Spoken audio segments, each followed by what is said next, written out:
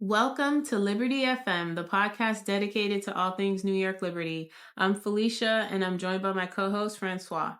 We're looking back at the Liberty's West Coast tour as they face the Phoenix Mercury, the LA Sparks, and the Seattle Storm.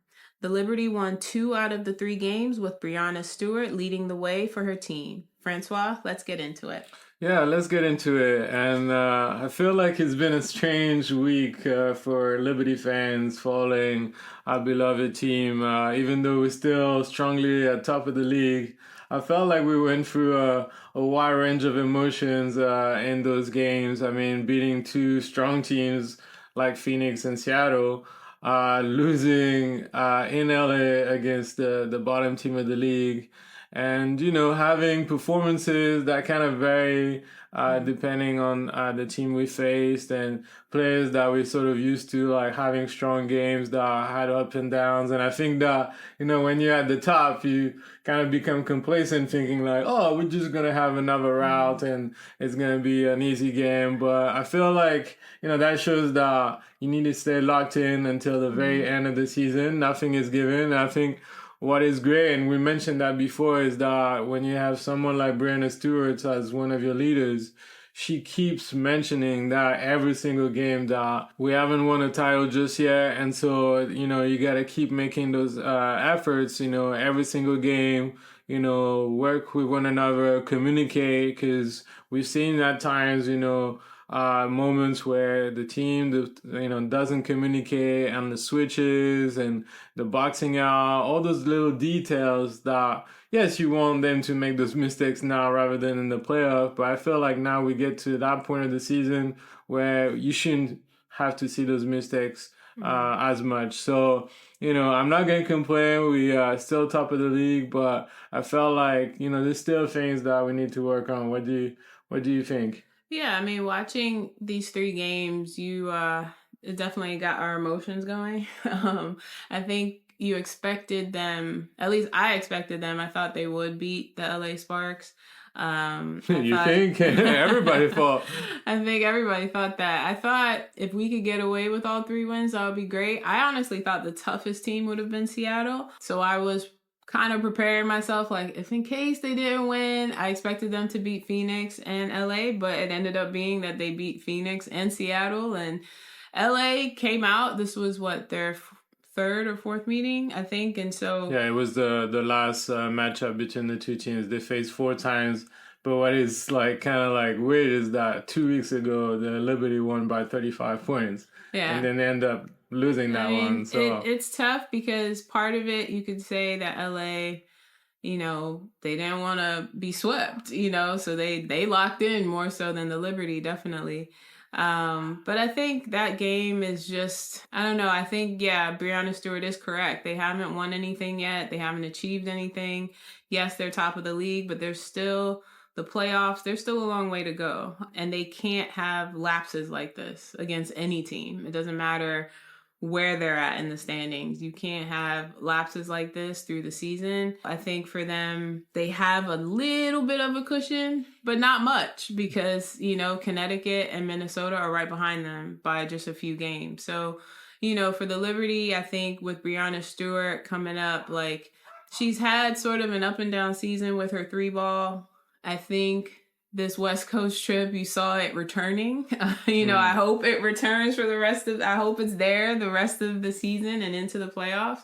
You know, it was a little spotty throughout the season. And now, you know, since this trip, she's been the primary person, kind of just doing well on the court on both ends, defensively, offensively. She's been really getting it for her team.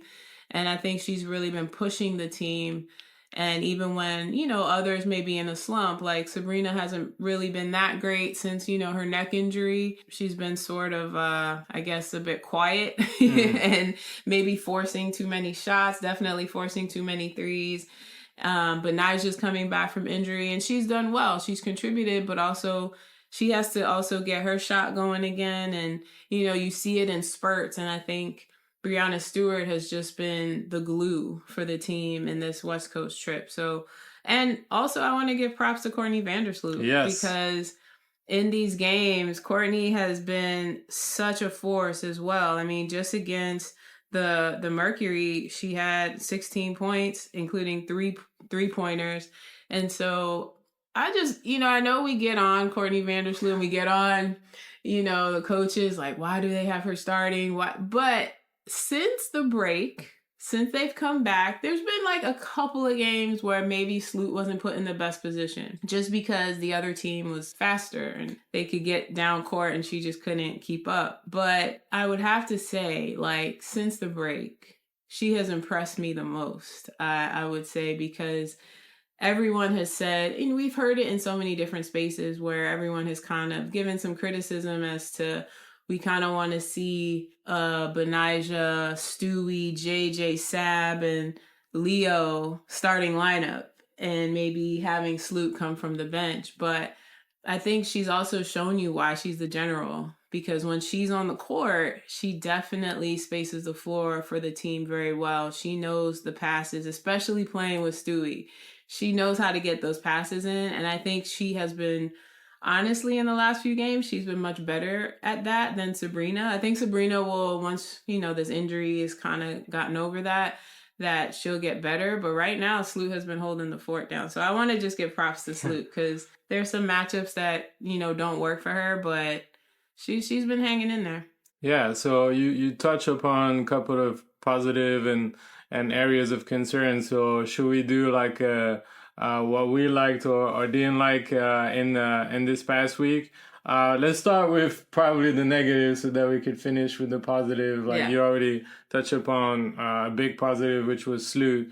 But let's start with the negative or areas of concerns, in this past week. And I think like the first thing that comes to mind with me when it comes to the Liberty in terms of the negative was definitely the turnovers. Yeah. When you look at the amount of turnovers for those 3 games, they had 15 turnovers against Phoenix. They had 20 turnovers against the LA Sparks, and they had, I think, 18 turnovers against the Seattle Storm. So even though the performance was much better against Seattle overall, that's still a lot of turnovers.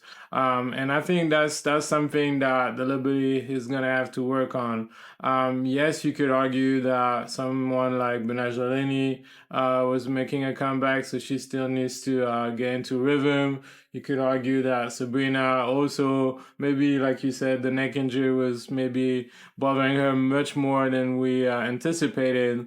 But I think it's the whole team, the careless passes. And I think Sandy mentioned it after the game against LA, where she felt like, the team was rushing, the team was trying to pass, into the pack.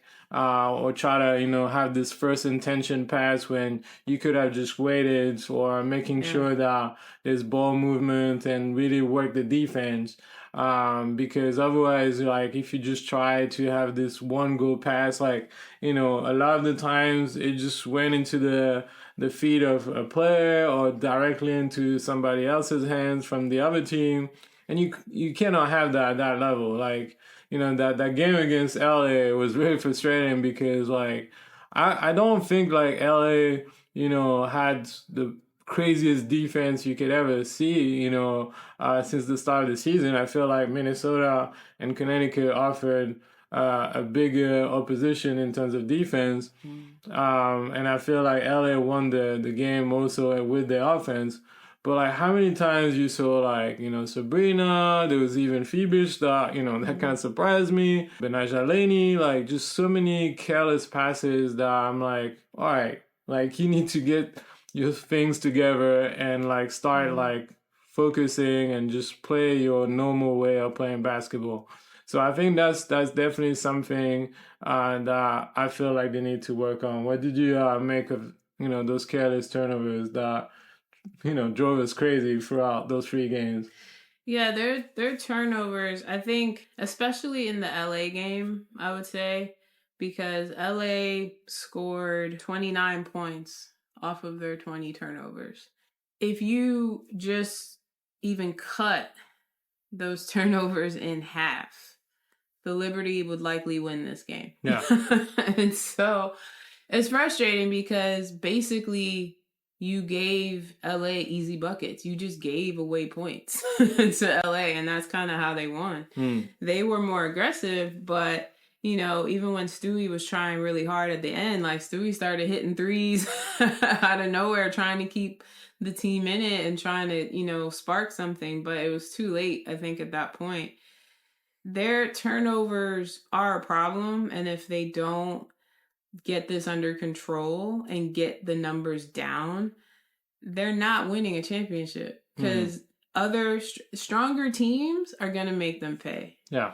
Like if LA can get 29 points off of 20 rebounds, you got to think about what other teams can do. Say you face Minnesota, Connecticut. 20 turnovers, you mean? Yeah, sorry, 20 turnovers. Yeah. So they have to really, and I think with the LA game in particular, they just didn't seem focused. I don't know if they just partied too hard for Stewie's birthday. I don't know. That karaoke night? I don't know if it was after or before the game. But whatever it was, they just kind of came out very complacent. I guess they thought it would be an easy win, and it wasn't. And so, and the passing, I think for me, outside of just the turnovers, transition defense has always been a weakness. Yeah, and it was funny because Skylar Diggins-Smith at halftime against the New York Liberty, she was asked about her performance and the team's performance in that first half, and she was quick to pinpoint that in the scouting report, the New York Liberty's weakness was transition defense. Yeah. And that's why you saw Skylar Diggins-Smith up the tempo every single time. Yeah. And the number of times they score like easy baskets. Yeah. When you have players like Drew Lloyd, Gabby Williams, Skylar Diggins-Smith, Sandy Whitcomb that can run fast and play fast. Like you saw that Liberty was struggling a little bit. Yeah, it's going to be that is something that communication is key. I think for them, the turnovers and transition defense, it really comes down to their communication as well. A lot of this is just silly mistakes that can be rectified. But they got to communicate, especially on the court. It's constant. It has to be constant. And so, sometimes there's just too many lapses for the Liberty, and they just didn't play like we've known them to play through the year, especially against LA. I think they were locked in with Phoenix. I think they were locked in with Seattle. And those games, I did not think they would be blowouts. I thought they'd win. They weren't going to blow them out, but I did expect them to win. I thought Seattle would be much harder. Seattle had some runs, but in the end, I think the Liberty stood what Seattle had to offer. And I just think that for the Liberty coming closer and closer to playoffs, there are just things. You only have 7 games left now. Whatever you need to tweak, you got 7 games to try to tweak so that when you enter the playoffs, you're pretty set and you're still not trying to tweak something. They got 7 games and they got not as easy a schedule. I mean, they have some teams like Washington, but Chicago, do they have Chicago? No, Atlanta. We're done with Chicago. I'm sorry, Atlanta. But even Atlanta, they're all fighting for a spot. They're all fighting for that 8th spot. So they can't just play like, we got this, we're going to the playoffs. I would rather them just fight to keep the number 1 seed. So they got home court advantage the whole way through. I feel like they just have a better shot that way. So hopefully they can continue to just remain locked in, especially in these upcoming games, because when the lapses start, teams are going to make you pay. Yeah, and move on to the other thing that I didn't like as much was the shot selections from Sabrina Ionescu. I think we talked about Sabrina I think personally I was putting her more in the MVP category than the MIP. But I think that after this week, I can clearly say that, not that I was thinking that she was going to get MVP, but she's definitely out of the race now. With Asia Wilson continuing to have monstrous numbers. Asia's wearing those white t-shirts. Yeah, she's not messing around. Nafisa Collier, who also had great performances, those past few weeks, especially against the Las Vegas Aces and the Indiana Fever. And then, you could argue, I know people are not going to like it or not, I don't know. But Caitlin Clark also right now is having tremendous numbers. And let's not forget Lisa Thomas, that is still low-key averaging close to a triple-double, and the team is second in the league. So there's a lot of candidates, behind Asia Wilson. But I think like Sabrina, this past week, I was a little disappointed. Now, obviously, we don't know how she's feeling. She missed a couple of games. She was maybe out of rhythm. It takes time to get back to the high level that she has shown all year long. But one thing that kind of bugged me a little bit was her shot selections. And a lot of her shots seem a little too strong. Like she was putting in way too much strength into those shots. And I think like last year she was great at those catch and shoot shots last year. And then this year I felt like she was having more of those, out of pick and roll shots, where she's dribbling and then taking the shots. But I felt like, if we look back at the game against Connecticut prior to that week, where she didn't shoot particularly well, but then it was the same against Phoenix and also the LA Sparks. I think the LA Sparks was probably the worst out of this week. And if you look at, percentages, whether it's a 3-point line or field goal percentage overall, they were not very good. So I think it's just for her to take better shots or, be more composed in how she's taking her shots. I would definitely lean to more positive in the second part, especially with the Seattle game, because there were some crazy shots that we'll have to talk about. But, just a little area of concern. And also, like, we praise her for her defense this year, how she's been able to, be more locked in and less of a liability on defense. And, at times I saw, glimpses of what we had seen last year where she wasn't making as much of an effort in the pick and rolls, not necessarily like forgetting the players she defended, when it came to boxing out. So just little things that I hope like she can rectify and, sort of go back to how she was most of the season this year so that when it comes to playoff time, she's fully locked in and be the decisive player that she's been all year long. So what did you make of the shot selection from Sabrina in those 3 games? Well, I'm hoping that this break will help. I think part of it is maybe the neck injury. It just seemed like coming back from that, she played passive. She didn't play aggressive as we've seen her in the season. And so I don't know if maybe she's protecting that injury, like she's coming back. I'm sure a couple of games may not have completely healed whatever's going on. It just got her to a point where she could still come back in the game. So maybe she's still nursing something there. And she's trying to protect it so that she's available for the playoffs. However, with that, I think, that you have to have a smarter shot selection. You can't just take threes that just don't make sense. And so, we know that, shooters shoot, and she's a phenomenal shooter. But she rushed some shots, forced it up too much. It just wasn't Sabrina of this past year that we've seen. And I think part of that is probably due to the injury she sustained and maybe getting over that. We did see her and Nyara, I think, in the Seattle game with those back braces on. So, maybe the neck injury also caused something down in her back. I don't know. She's probably nursing more than we realize, but she's the type of player that's going to say no excuses. I'm out here. I'm going to play with all my heart for this team. But again, she's going to, she has to make better decisions. And I also think for the Liberty, when she came back, I noticed the shift where, yes, people like her and Stewie, JJ, those are your big bucket getters. Typically, they tend to have the most points out of everybody. But I just felt like everyone else took a back seat almost. It was like Fiebich came off of these Dallas games where she played phenomenal. KT, like, everyone, when Sabrina went down and she was out and even Betnijah was still out, you just saw like the aggressiveness, the grit that, some of the second unit played with. And then when she came back in and when Betnijah's in, it's almost like they just pass getting it to them to shoot.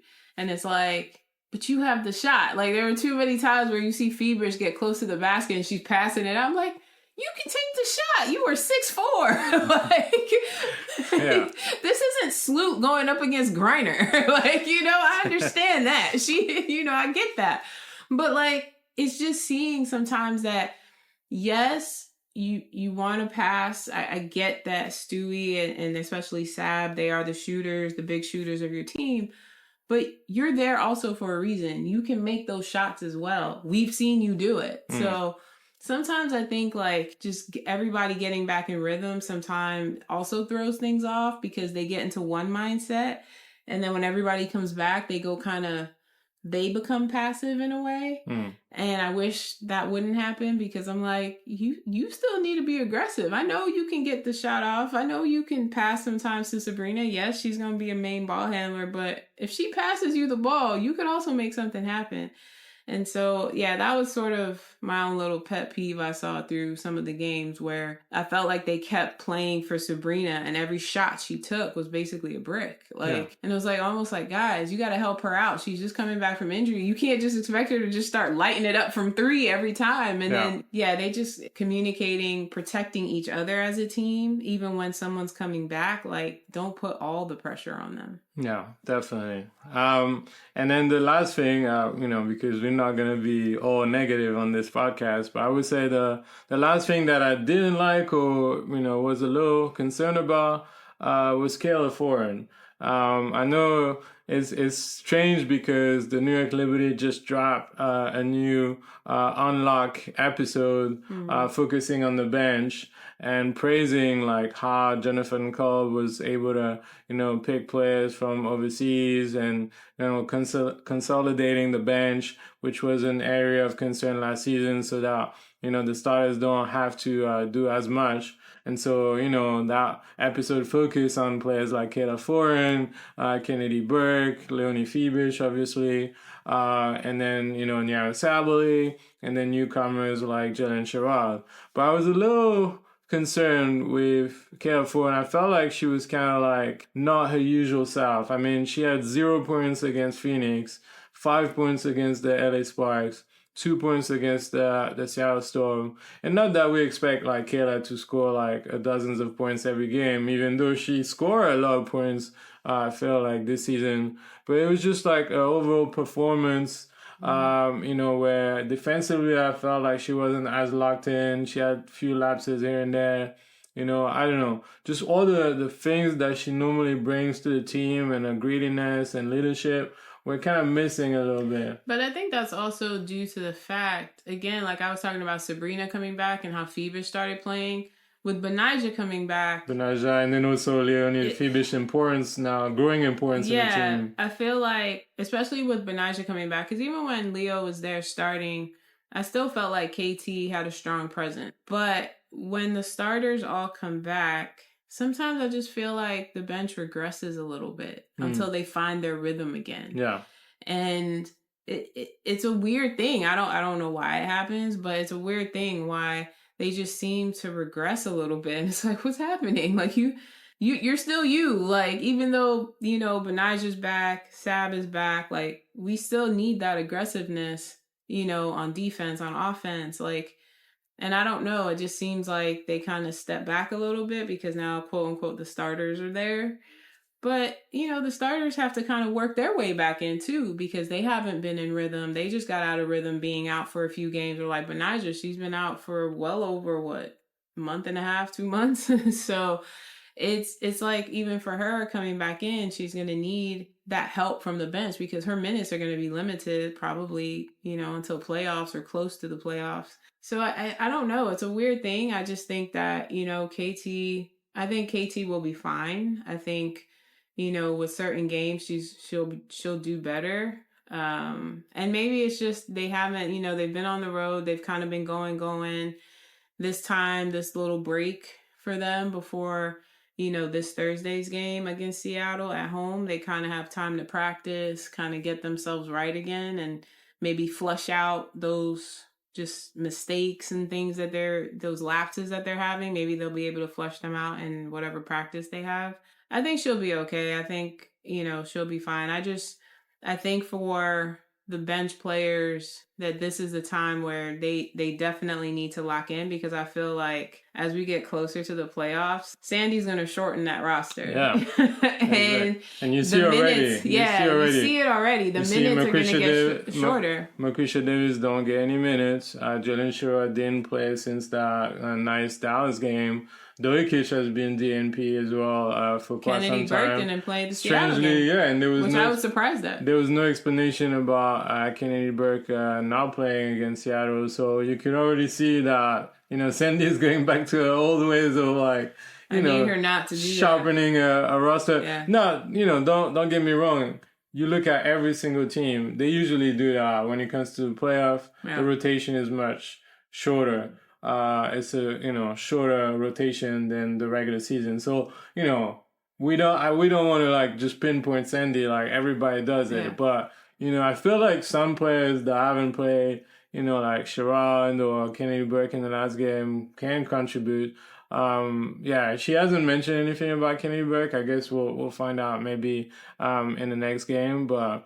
Yeah, I guess we'll see. But like you said, I don't think it's a big concern for Kayla Thornton. And she's the kind of player that, she doesn't necessarily care about accolades like, 6th player of the year or like, the number of points she scores or anything like that. She just want to do anything for the team to win. So it's great to have players like her who are so unselfish. And, you don't necessarily look at her impact through the stat sheet. But I felt like because she's been on the tier like all season long offensively, that we've been accustomed to those like incredible offensive games by her. Yeah. That's why I felt like mentioning her a little bit, especially her role offensively. But she'll definitely figure it out. With this new rotation and players coming back. But it was just one thing that I had noticed about her performances last week. Now let's move on to, positive areas for the team because, believe it or not, we're still top of the league. So let's not forget that. And where should I start? I guess I could start with Betnijah Laney. I wasn't necessarily expecting her to play that many minutes from the get-go. I think she played over 20 minutes in the first game back against Phoenix. And then she played pretty much consistently in the other 2 games. But I feel we saw some glimpses of what we had missed from Betnijah. Toughness on defense, versatility on offense, those mid-range shots. And like we're going to need Betnijah, like Andrea Carter had said when she was asked, whether she saw the New York Liberty winning the title this year. She said, yes, but only if Betnijah Laney is fully healthy. Yeah. And we saw that, especially the Seattle game, there were a couple of times where when things were a little rough, she was able to be that player that, put the dagger like when we needed to. And, sometimes she could frustrate us at times, but most of the time, she's a crucial player to that team. So I was very encouraged by Betnijah's return. And that shows also a professionalism because that means that she worked really, really hard to be able to play that many minutes from the get-go in the week where she was returning. She's crucial for this team to win a title, no question.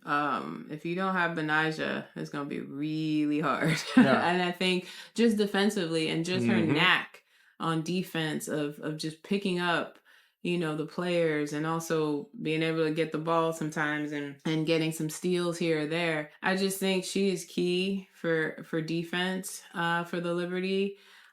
She's also sort of that general on the floor when it comes to defense. And I'm glad that she's back. Her shots will, she did, land a few shots here and there though. She definitely contributed more so than I thought she would. I thought it would probably take her a little bit of time to get back in rhythm, but she definitely showed that she don't need a lot of time. I think as she continues to play, it'll just get better and better. But the defense has not left. I thought, with this time off, maybe she wouldn't be as quick and she kind of has to pick it up, but that has not left, I would say. I think, she just needed a game or two and she's right back at it. And so I'm just happy that she's back and that she can hopefully help this team march all the way to a victory. Yeah, definitely. I mean, especially the last game against Seattle, she was really impressive. She was, in terms of plus minus, she was plus 26 Hmm. when she was on the court for the Liberty against Seattle. So, that can, only continue like this. So I'm really looking forward to what she's going to do for the rest of the regular season. Another positive things that I noticed, and I was really, really happy because I really respect that player. And I always felt bad for all the challenges that she had to go through those past few years. But Nyara Sabally. Yeah. Nyara Sabally definitely offers a Yeah. really positive, backup center solution when JJ needs a bit of rest or is in foul trouble or was sick, for the game against the LA Sparks. She offers something different. She's so quick off the pick and roll. Like that connection between her and Sabrina has been tremendous. And she has a way to slash to the basket that is so quick. Yeah. And even if she misses a shot, she will get her own rebound and really like take a shot like so quick that the defense doesn't have time to react. Now, obviously she doesn't have as much bag as JJ when it comes to the passing, the outside shooting, and all those little things that Jonquel does for the team. But I feel like when she has the ball on the inside in the paint, she's much quicker than Jonquel, and I think like she gets less like kind of trapped by the defense. And I think that's a good option. And she had a tremendous week. She had her first double this past week against the Sparks. So, positive things for Nyara after so many injuries. Remember that I think she had 2 ACLs in the college days. Then she missed the rookie season due to knee injury. Came back last year, didn't necessarily get tons of playing time just to get adjusted to the W. Tremendous season in Europe and, with Prague and in the EuroLeague. Came back and was full of promises, and then she had that back injury when she was out for a month, and then a lot of over little nagging injuries as well. Yeah. But I felt like it was a really positive week for Nyara, and I think that she could be a tremendous player and tremendous help coming from the bench. She is already. I mean, she's shown that even with JJ, if JJ is out or, is on the bench for a little bit, she can come in and get the job done just as well. And yeah, the connection between her and Sabrina is outstanding. That little pick and roll thing they got going. Yeah. It's like, I mean, some teams have picked up on it here or there, but not all the time. And so I think, and she's quick to the basket too. And that is the difference between her and JJ. Like they're both strong bigs in the paint. And I appreciate that, but she is faster than JJ when it comes to just handling the ball and getting it up. I do feel like JJ is a little bit slower on that end, but then JJ is great with the passing, her 3-point shot. She also has a little bit of a fadeaway shot too. I think for Nyara, those are things she'll develop. She shot three-pointers before. It's not completely in her repertoire, but we've seen her do it. Maybe that's something she'll start to work on a little bit more. I mean, she does actually work on it. I had a chance to see her at different warm-ups those past couple of weeks, and when you see her warming up around the same time as Jonquel Jones, she does work a lot on the 3-point shot, and believe it or not, she makes quite a few of them. So I'm surprised that she doesn't take a gamble, I would say, in those games, because if she adds that to a repertoire and then team starts, respecting that and fearing that she could take a free, then she could have like a pump fake and go to the basket, because then they were pressing her a little bit more to prevent her from shooting frees.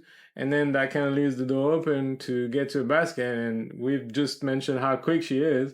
So I think it's only a matter of time. I think right now it's not necessarily what we need from her. And maybe, as a still young player, try to find a role in the team. It's not necessarily the thing that you want to do. And especially because, if the shot doesn't get in like once or twice, then you might lose confidence, or your teammate might be like, okay, girl, like, like do what we know you're supposed to do, or like, bring to the table. But I think that's definitely something that low-key nobody really knows about just yet.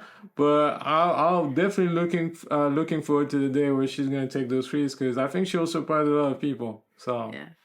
Can we talk about my favorite person? yeah, please so do. far? Please do. Leonie Fiebich. Oh, she was the next person on my list. So this German connection, I love it. I love it. I love it. I love it. I call her the silent assassin. I don't She know. really is. 'Cause I think teams are just now getting to know her. I think they forget about her sometimes, and then she'll go off, make a couple of threes. She just kind of comes in, makes a few points here and there. She'll cut to the basket. She'll also get a rebound. She is the quiet assassin. Like, she's not going to get you like 20 points and all that, but she can get you double digits for sure. But I appreciate also that they've put her in the Rookie of the Year conversation. We know it's going to come down to Caitlin or Angel Reese, probably Caitlin. But for the fact that, Leonie Fiebich gets a mention is huge too, because this is her rookie season. She does not play like a rookie, in my opinion, because she's been playing overseas for a little bit. And so I just love the way she goes after it. And she's such a quick learner. Like, from the time she got here and just learning the system, learning the team, learning her teammates, she picks up things so quickly. And you see it, like, just how much Sandy now trusts her. Because with Sandy, like, you only got a few times. Like, I feel like you only got a few times with Sandy. If you continually messing up and you not focused, she might let you ride the bench. Here is the bench. Yeah, just stay here. Let me use somebody else. I feel like Fiebich has picked it up. And she is huge. And you hear it when you're in games, if you're watching, you hear these announcers are like, where did the Liberty get Leonie Fiebich? Like, how were they able to get her? And yes, we've talked about, how that all came to be. But to have a 6'4", like, is wild. That depends on players like Drew Lloyd, for example. Yeah, and she can switch. And that's the thing. If Stewie switches off, you could get Fiebich. It doesn't minimize the defense at all. Like, it's crazy to me that whoever Stewie or JJ is on, Fiebich could also kind of work depending on the player. But it's wild. Her wingspan, her strength, her 3-point shot is money. It's deadly. About 80% of the time. Yeah. So yeah, I really love Leonie Fiebich. I think that's the next one of the next jerseys I'm hoping to get. But yeah, she's just a great pickup for the Liberty, and she's also needed. She's going to be huge for them going down this last stretch and into the playoffs. Please, I know she's dealing with that rib injury, and I know they're protecting that. Rib injuries are super hard to heal. I know she's going to deal with that the rest of the season. Because even I've had a rib injury once in my life, and it took about 6 months for that thing to heal. So I'm sure for her, wherever she picked up that injury, is going to be some time before it completely goes away. And it goes away, honestly, with rest. And she don't got time. She gonna have to get whatever treatment she can and keep going. So I'm just loving the way that she's playing and contributing to this team. Yeah, and she always score free when the team needs it the most. It's like, man, we need some stuff going on offense, and then bang, she would have a free, corner free, or that corner as well, in that kind of angle. I think she's been the biggest spark, coming from that team. Or maybe the player that, not a lot of people expected. If you've been following her for many, many years in Europe, you're not surprised by what she's producing. But the impact she has on the team is incredible.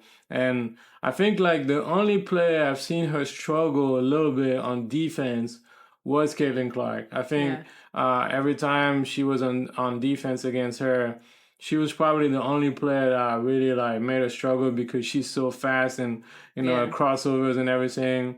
But other than Caitlin Clark, I feel and then maybe Taurasi, but Taurasi was more because the way she moves off off the ball Yeah. and the screens that, the team was setting for her. It was that game that New York lost in Phoenix a few months back. Mm-hmm. That I would say, like, there were a couple of times where Fiebich was a little late to took the wrong decisions. But other than that, I feel like she can defend on pretty much anybody. Yeah. Like, the fact that she could defend on people like Drew Lloyd, and then other games where, she would defend on Enrique, Ogumawale, and then can switch on Sabally. She can defend on Elisa Thomas. Like, it's crazy. Like, the possibilities with a player like that, that's so versatile. Like, it's incredible. So, yeah, like, Fiebich, low-key, like, she's been one of the biggest positive this season. And, this past week when, we had our ups and downs, Leonie Fiebich was always there, always consistent, always bringing something that the team needs. So, I'm really looking forward to her contribution, especially in the playoff, because I feel like someone like her could really make a difference in terms of like getting that title that we so desperately need. So that's your positive. I've got another one, and I think it's like you don't necessarily realize what you got until they're gone, right? Mm-hmm. And sometimes we get frustrated with Jonquel Jones, but it's when she's not there, and believe it or not, Yeah. her being out for a non-COVID illness against the Sparks was the first game that she had missed since she's been part of the New York Liberty. Yeah. That's incredible. She had a foot injury last year, but she still played all the games. And so we saw that when she wasn't there, Yeah. there was definitely a lot of things missing in that team. Yeah. That defense, rebounding, the fact that she could offer so many options on offense. She could shoot frees, she could score on the inside. She has all those crazy no-look passes for those corner frees for KT or Fiebich or Betnijah. And I feel like, yes, the turnovers cost us the game against the Sparks, but I think that if she had played against LA, there's no way they beat us. And so she was not 100% against Seattle, but she still decided to play. And I felt like she just gave, the normal stuff that we expect from her. She only had 6 points, but she had 11 rebounds, 3 assists, 2 blocks. She was plus 18 when she was on the court. And I felt like not a lot of players were just messing around, going in the paint. I know Skylar got a few baskets because she's so quick off the pick and roll. But all of the other players, I felt like they didn't really mess with Jonquel when she was coming to help one of her teammates. So, we get frustrated at times, but we also forget that without Jonquel Jones, I don't think we're winning that title if she's not on the team. Absolutely. Like, without Jonquel Jones, you're not getting that title. Yeah. It's the same. Like, you need all the starters. You need that starting lineup. And yes, you need the contributions from your bench, but that starting lineup, that core group, you need every single one of them. You need JJ in the paint. You need JJ for rebounding. Yes, Stewie will come over and get her rebounds too and help, but you need both of them. Just like you need Sab, just like you need Betnijah, and just like you need Sloot also in a way to be that general on the court. Yes, Sloot may not get as many minutes as the others because you'll have Fiebich, you'll have KT, you'll have KB coming in. But you need everybody. It is all hands on deck. If you're trying to win this title, it's all hands on deck and you need everyone. So yeah, you saw in the LA game that with JJ not being there, it was such a huge hole. And with the way the Liberty were playing, you didn't have your strong center there to kind of control things, slow things down, prevent certain shots from going. It's just, you miss such a key piece. And yeah, they only lost by 6 points or so against the Sparks. So, 6 points with JJ there, they're definitely winning. They're definitely winning this game. Yeah. Now, my next positive point for this past week was Breanna Stewart. Yep. I think that since the Olympics, good God, she's on the MVP Stewie from last year level. And she's been balling. Not that we had any doubts, but I think it's good to see her back to that level of last year. And, also seeing the frees getting in as well. So happy for that. Much more, effectiveness from the 3-point line. But just overall, like, she did everything that the team needed to win those games. When the team has those moments where they're struggling, she's the player that, by her leadership on the court, continues to give 100%. She has had some tough shots, whether it was Phoenix, with those turnarounds, with like the way she attacked Griner, even against the Spikes. Like, she was probably the only player until the very last seconds that was not giving up on that game. Yeah. Even though the team had every reason to be like, all right, we're just not going to win that game. She just continued until the very last second. And then against Seattle, she always want to show what they're missing, after having so many successful years with her in Seattle. She was the leader of that team. I think now she has 20 30-point games in her career. She has the third most amount of 30 points games in the WNBA history. So she just reminded, in case you're wondering, ESPN, I'm going to talk to you again. If you think that she's declining, like getting too old because she just turned 30, I wish I was still 30. So, and I don't think even at 30 I was balling like her. So, someone like Stewie that is aging like fine wine, and I love the fact that she keeps bringing it up. That the fact that, they already wanted to bury me thinking that I'm done. But no, I'm still one of the top players in this league. And the true leader of that team, really. I noticed that Sabrina was definitely stepping up in the leadership role this year. But Stewie is still, I think, the number one in that team. And she just reminded everybody, in case we had forgotten, in case our memory is getting a little too old, so. And I think the one thing for the Liberty they need to remember, Stewie has won championships. Yes. She knows what it takes. At every level. At every level. High school, college, WNBA, every level. She's won championships. She knows what it takes. She knows the grind. They got a taste of it, and a bitter taste of it last year, being in the finals and losing to Las Vegas.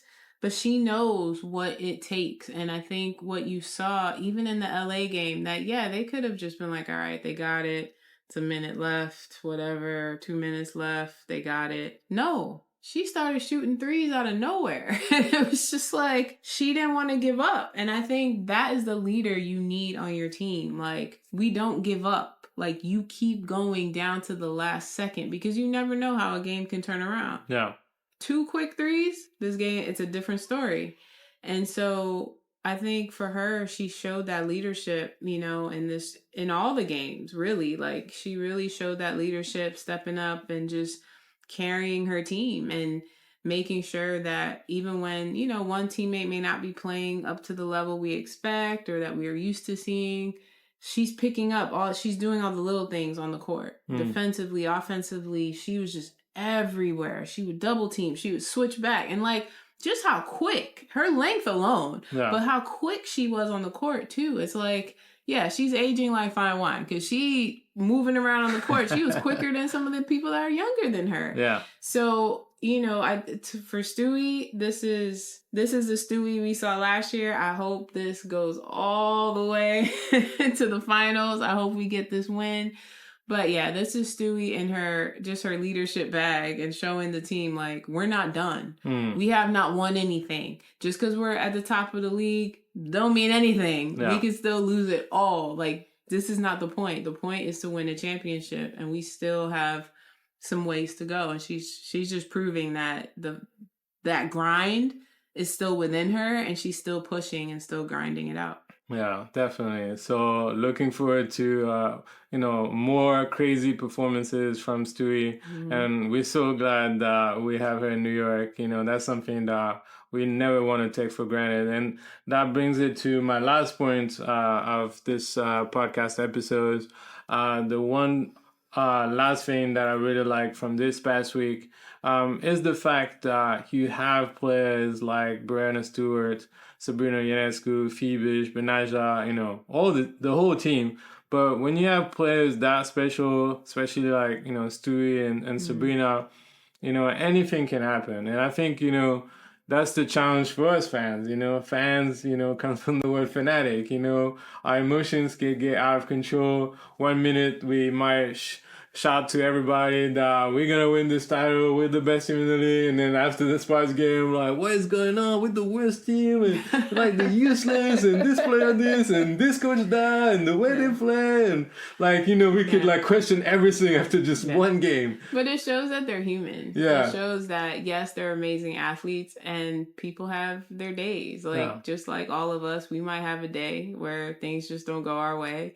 And, we chalk it up to like, it's just been a day. It's been a day. And they had their days. Unfortunately, it can count, against them at times, especially in the standings. And so every game is so important. But you chalk it up to like, I'm like, they're still human. They're not superhuman. They're going to have days. They're going to have lapses. They just got to lock in. And we definitely saw them from LA to Seattle. Was definitely a tale of two cities because they were locked in. They played Liberty basketball like we're used to seeing them play when they played against Seattle.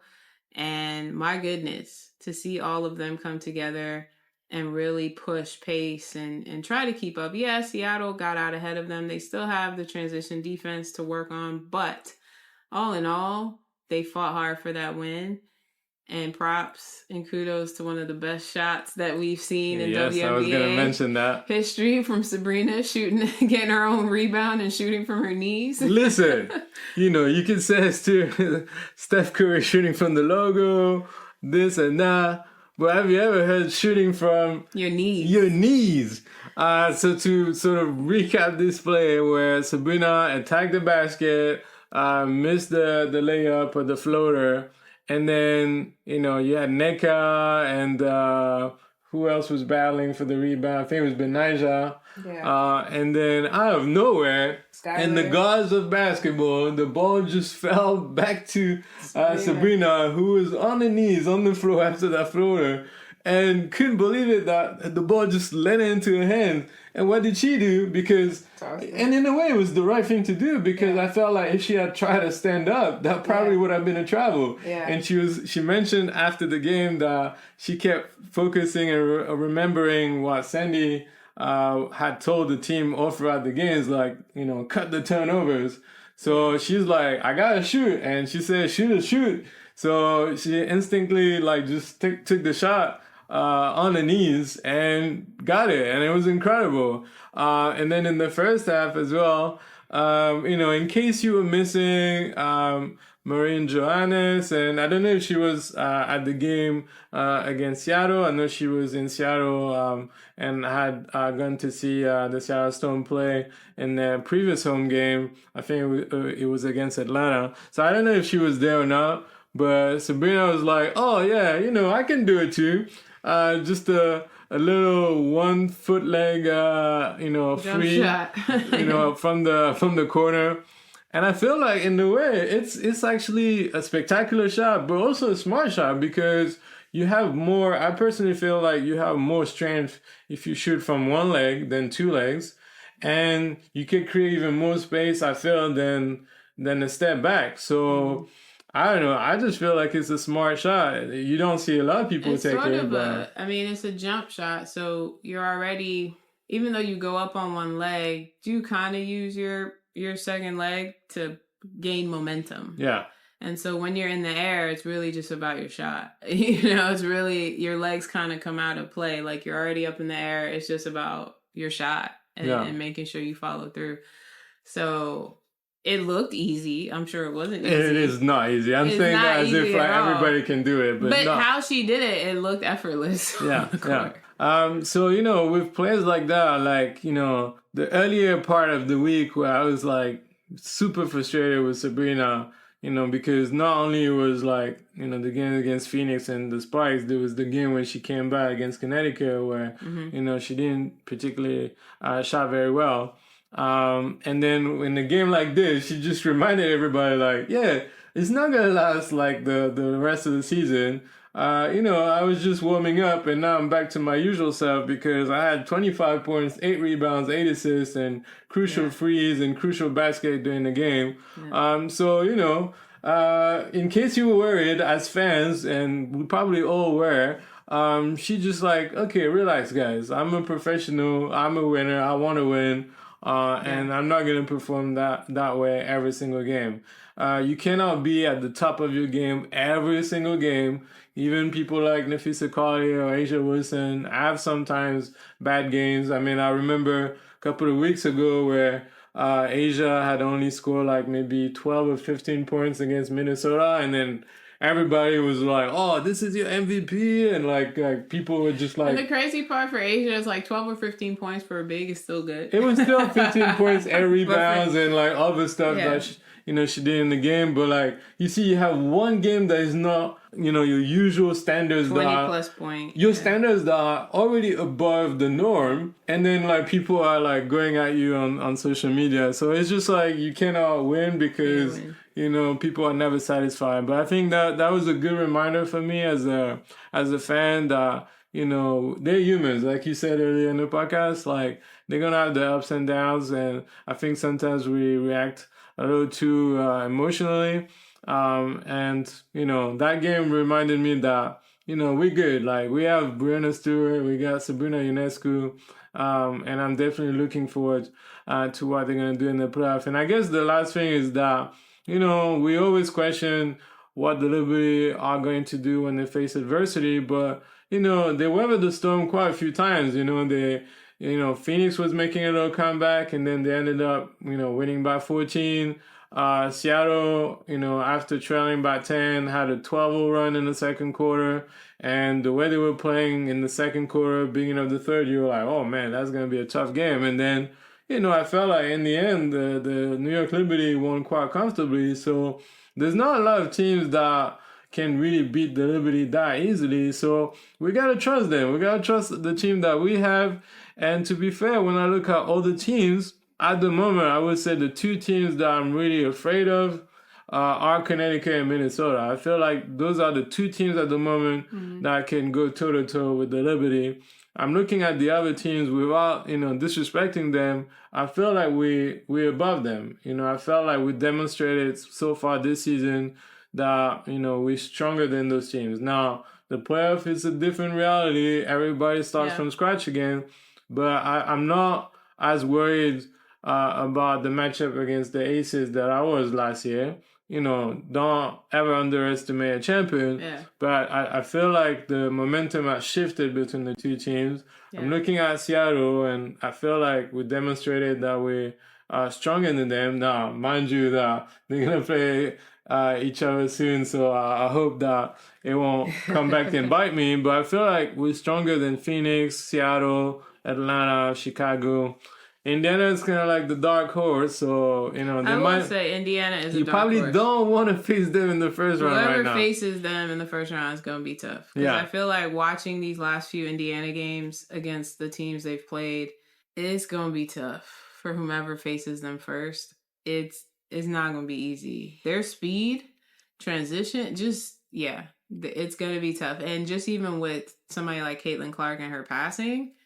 The way her passes and the way she can light you up, it's phenomenal. You got to give her credit. Like, they are a dark horse in the playoffs for sure. I would not be surprised if they created an upset. I wouldn't. I honestly, I didn't expect it, but now watching these last few games since the break, I would not be surprised they pull an upset. Yeah, so, if I'm looking at the standings, like there hasn't been tons of changes, but Indiana has moved up from the 7th spots to the 6th spots and are now above 50%. So if the season ended now, we would have Minnesota against Indiana in the first round. And I don't know, it would be a tough matchup for the Minnesota Lynx. I mean, I feel like it's probably the team that would probably cause Indiana the most problems with maybe New York. But I feel like maybe it's the only team right now that wouldn't be upset by Indiana with the way they play. But it would be a tough first round. It would be tough if it as it stands. If Minnesota and Indiana were to play, even I automatically would think Minnesota would win, but I feel like Indiana could pull out a victory. And I feel also, like they could pull an upset, which would be real surprising. Because in my mind, I see New York and Minnesota going at it in the final. But the thing also is that would Minnesota really have the home court advantage? Because you're going to have all those Iowa fans going to Minnesota. Just the fact that they're in the playoffs is going to create... they're already selling out stadiums because of Caitlin Clark. So this... Oh my gosh, this would be crazy. Because everywhere they go, they're pretty much I would say almost at home because they have so many fans. She has so many fans. She had a standing ovation in Chicago, same thing in Dallas, and Nyara Sabally actually said that she was a little disappointed by the Dallas fans not showing up the way they used to because it felt like it was a home game for Indiana. And then Minnesota, because Minnesota is not too far from Iowa, you're going to have all those Caitlin Clark fans that are going to come in Minnesota. So I'm not even sure that Minnesota would benefit from the home court advantage and the crowds getting in their favor. So it could be a tricky matchup, really. And then when you look at the other potential matchup, right now we do have the favorable first round matchup at the moment because Chicago is still in the 8th position, so it'll be New York against Chicago.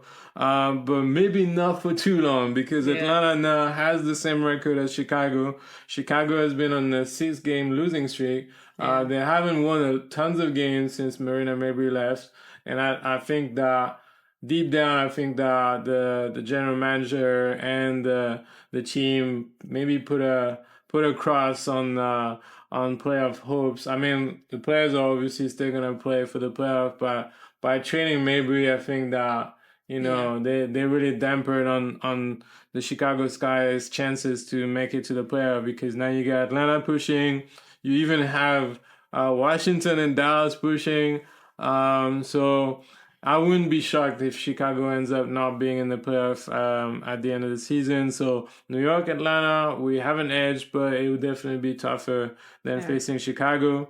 And then Connecticut, Phoenix would be another first round matchup. I don't know what's going on in Phoenix. They've been losing a lot of games and things have not worked particularly well lately.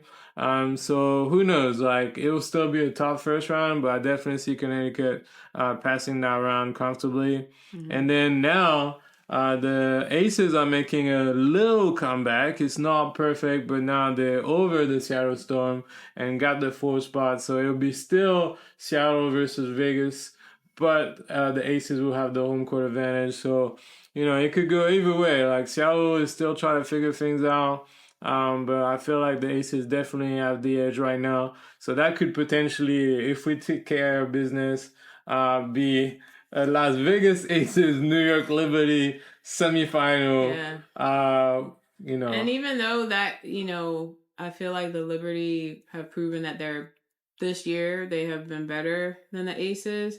I still don't count the Aces out. Oh yeah, they're the champion. They're the champions. They have some sharpshooters that, yes, they haven't all played well together. It's been Asia really carrying the team, but I just don't count them out. I still get a little nervous with the Aces sometimes because at any point, whether it's Chelsea, Jackie Young, Kelsey Plum, any one of them could start going off. And so I still think New York has an edge, but yeah, that would be a tough semifinal.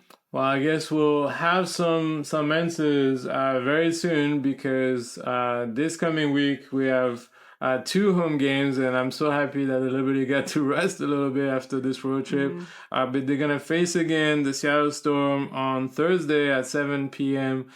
Eastern time. Mm-hmm. And then for the first time of the season, we're going to face the Las Vegas Aces at home on Sunday at 4 p.m. So it would definitely be interesting to see them again. They're playing a little bit better, not perfect, a little bit better, but it would be so great to just end the series against them with 3 wins and 0 losses, just to, make a statement and show that we're a different team than last year. So what I'm really looking forward to is these next games, and the Liberty, they have 7 games left. They are up 3 games so far. On Connecticut. So I think if they win 2.5 games, actually. Oh, only 2.5. Yeah, because Connecticut had the game that's yesterday. true. So So I guess they need to win these next 7 games. They need to win at least 4 or 5 of them. yeah, and the in margin of order to error keep- is not It's not easy. Yeah, Because you have Seattle, you have Vegas, and then you have 2 games in Dallas next week, and Dallas is really hungry and trying their hardest. But I do think the Liberty can take them. But yeah, they need to win most of these games, if not all of them. yeah. Well, we'll see. That's the beauty of sport. Yeah. Nothing is written in advance. So thank you so much, guys, for listening to our podcast. We'll be covering the home games against the Seattle Storm and the Las Vegas Aces. But until then, and as we always say, Felicia, Let's go Liberty!